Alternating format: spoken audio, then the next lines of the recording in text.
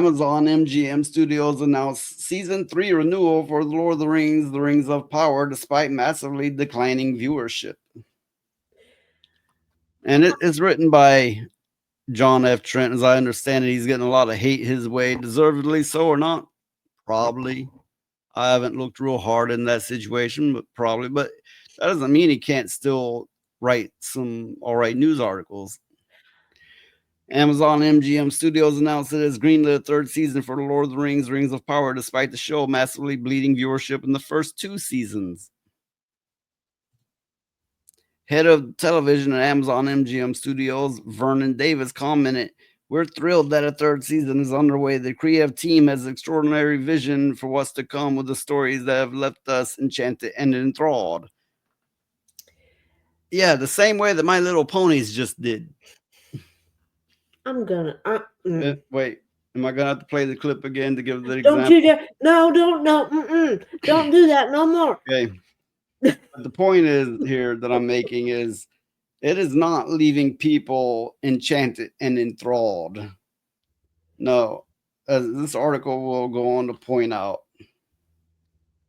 Back in April 2023, Kim Masters of the Hollywood Reporter reported that 63% of people that watched part of the first season in the United States did not finish it. I tried watching a shitty ass show. I couldn't get past an episode. Yeah, me either. Sources confirmed The Rings of Power had a 37% domestic completion rate, customers who watched the entire series. So only 37% of people who started watching it finished it. And that's really saying a lot, seeing as out all the crap that's out there is being watched thoroughly. Overseas, it reached 45%. So apparently they have more tolerance for it. But I guess they do because these motherfuckers can't even speak out online against things. You know, they've been beaten over the head so fucking much about things that they're just taking whatever's stuffed in them. Yeah. Samba TV reported the viewership in the United States for season 2 premiere declined by nearly 50% compared to season 1 premiere. So season 2 was 50% more of a decline than season 1. Enchanted and enthralled, don't you know?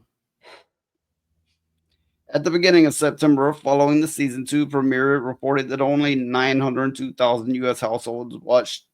That's a decline of 49.8%.